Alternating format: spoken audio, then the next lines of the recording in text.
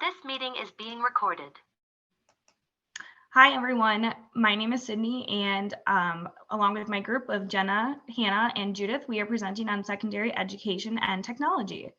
So to start, we are living in the fourth industrial revolution, and with each industrial revolution, the norms, expectations, and the ways the world has shifted for humankind has changed, and along came technology changes in children's lives and culture. So with that, we can start looking at the ways of how children and teachers use technology as a different method of teaching for students growing up in today's generation.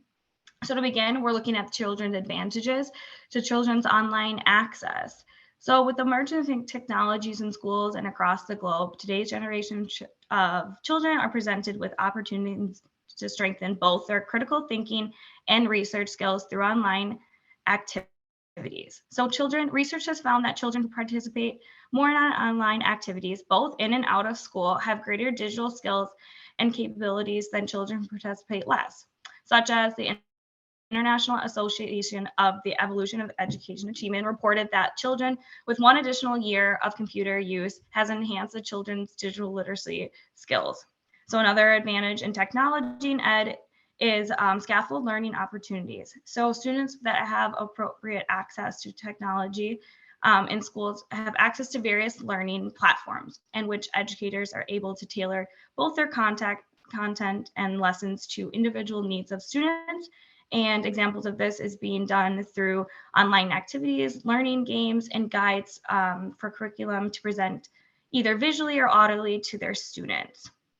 Another way that technology has been used for a child's advantage in their education is their creative outlets. So the children using online information technologies in classroom has increased overall motivation for schools by being allowed to express themselves either through blogs, videos, or digital sharing content platforms. And students feel confident to express themselves easier when it's online as well. So next. So alongside the advantages, there's obvious risks and concerns that need to be addressed with children using the internet in and out of school. So risks can include, but are not limited to, misleading information, harmful content, and issues around accessibility and equity that follow. Students using the internet for school and social reasons can find themselves presented with fake posts, misleading information, and harmful conflict. Therefore, it's important for educators, parents, or guardians to support students in developing these skills needed to critically evaluate the information that they are viewing online. So the UNICEF 2019 report on children growing up in the digital world found that 1 in every 3 children are active internet users today. So with that, it is likely that this number has also increased due to the COVID-19 pandemic, with more children accessing online every day. Therefore, the UNICEF report suggests that it is vital for children to have support in obtaining necessary skill to find appropriate content and uncover the truth and to combat harmful content. Suggestions that follow are for policymakers to have teacher training in digital literacy in which they can pass to their students.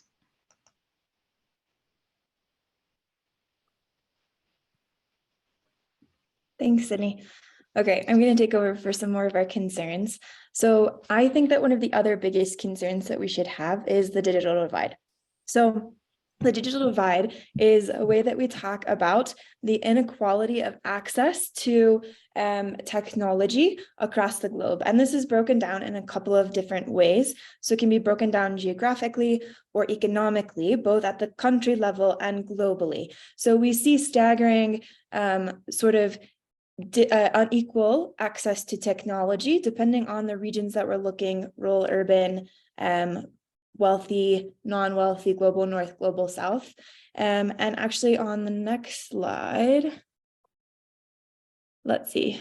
So you can see some of our stats here on this slide and the next one. So in Europe and North America, 84 to 88% of people have internet access. While in sub-Saharan Africa, only 19% of people have internet access in their homes. And when we think about something like shifting to online learning during the COVID pandemic, we can't underestimate the significance of these numbers. On the next slide, we can also see it broken down just a little bit more by income. So these are global statistics of who has access to the internet at home. And this one is more specifically related to youth and children. The thing I want to draw your attention to is the just striking disparities between the high income and the low income. We were moving from somewhere roughly like for school age children, 6 to 86%. There's no way that we can account for this as we're thinking about really educating our children well, moving forward into this fourth industrial revolution. The other thing that I want to draw attention to is, with the exception of the upper middle income, school-age children actually tend to be less likely than children who are either towards the end of school or out of school, so youth age 15 to 24, to have access to the internet. So when we're thinking about things like the importance of pre-primary education and early education, again, these numbers are kind of startling. So right now, what we're looking at is that entire sections of the global population are going to lose out on this increasingly important aspect of our world.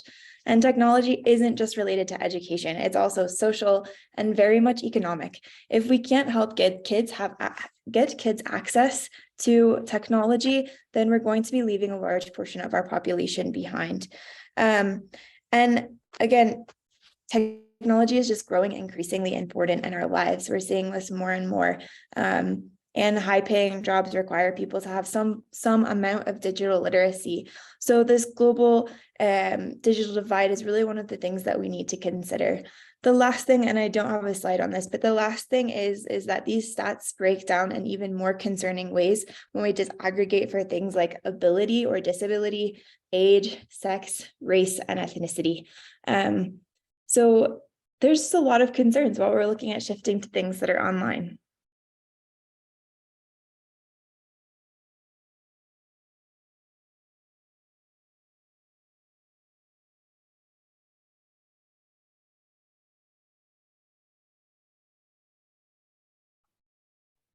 Judith, I think you're muted, sorry.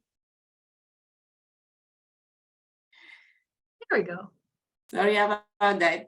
As I was saying, we will continue with the type of remote learning in different regions of the world. And to jump on what Anna said, less access to internet, we have more people left behind.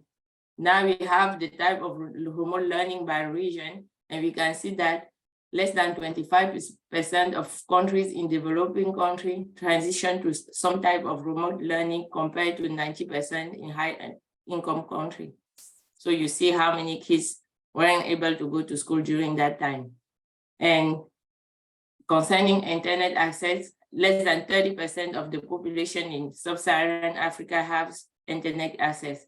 And in this country, only 11% of the country did some online learning or some kind of distance learning. So with this number, we ask ourselves, what did online learning looks like for the kids in those countries? What did the tutor put in place for them to learn? So we took a couple of countries as an example to see what they put in place over there. So we talk about Sierra Leone, Nigeria, and India. In Sierra Leone, they got some like radio instruction and lesson that were recorded 3 hours a day, 5 days a week, between 11 a.m. to 5 p.m. And the time they chosen was to allow kids to do some type of work in the household and help the parents. Because when the kids are home, like depending on the culture, they need to work in house chores too. So if you put your class at some period of time, they won't be listening. And when they are done airing the lesson, they open the line for kids to ask some questions, follow-up questions on what they didn't learn. In Nigeria, Edo State, they had a platform with online material that the kids can access through their parents or sibling phones. And we also see accessibility access here because they have to share the phone between siblings and the parents. And for that, the teacher will have like small WhatsApp group where the student can submit the lesson later on, and the teacher can go and fetch the lesson and mark them, make the remark, and send it back. In India, they had many connectivity and issue and device access, but they put in place some platform, and they went further and thought about people with disabilities and implemented platform for them to learn to. So they have the one DTH channel who was explicitly operated for hearing impaired students in sign language. They also have something for visually impaired students, and where they develop material digitally accessible for them. Another system, DAISY, and sign language, both were available on the platform, and they also have a YouTube channel. And for that, they got recognized by UNESCO in 2022 for the program and making access education for people with differentiated learning for their students during COVID.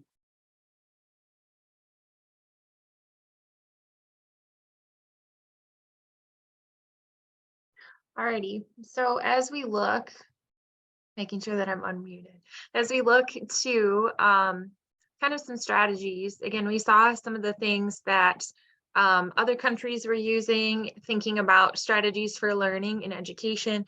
And so as I was looking, I wanted to look at some opportunities for some teaching strategies and what we could do to think about some successful learning strategies within online learning. And so what I came across was self-determination theory. And there are three aspects with self-determination theory: this idea that we are intrinsically motivated to learn and we are naturally curious. And that is fueled by autonomy, the ability to engage, and relatedness. And a lot of these things teachers do in the classroom already, especially when we think about the ability to engage with each other and be face-to-face and spend time together, and also that relatedness, which really comes down to connectivity. And that's really hard when you are looking at a computer screen and facing Zoom fatigue versus looking at and being next to and physically close to a body. So educators were realizing that this was an issue with being self-motivated to continue to learn, especially with distance.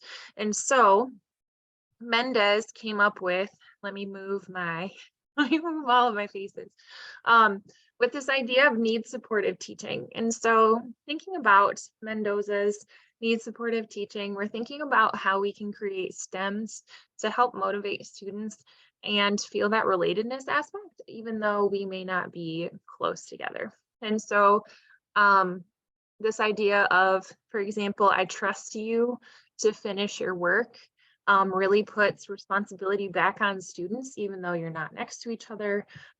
We also see, you may find this hard, and that's okay. Try your best. So again, thinking about those opportunities for creating stems, for sentences for us to use as resources, and also thinking about how to encourage students across remote learning, which is something that students may choose, which is kind of cool. It's never been like a mainstream option, but as we kind of navigate life post-COVID and moving forward, it's going to be really interesting to see what kind of resources and what kind of education opportunities arise for students now that we've kind of opened the door. Actually, it felt like it was burst open because of COVID, but the door has been opened for more online learning platforms. And so as we look, it's been really interesting to see, and really cool to see how globally education has made a way to continue to educate students despite barriers. I really liked Judith's examples of how countries managed to continue educating their youth during the pandemic. It also raises some concerns about Hannah's research, thinking about access to technology and how there are such huge disparities between socioeconomic groups, but also seeing the beauty with technology in the fourth industrial revolution and thinking about how many opportunities it creates for our students and how many avenues and pathways for students to find interest. And so with that, that is our presentation. Here are our references, and thank you so much. I have to stop.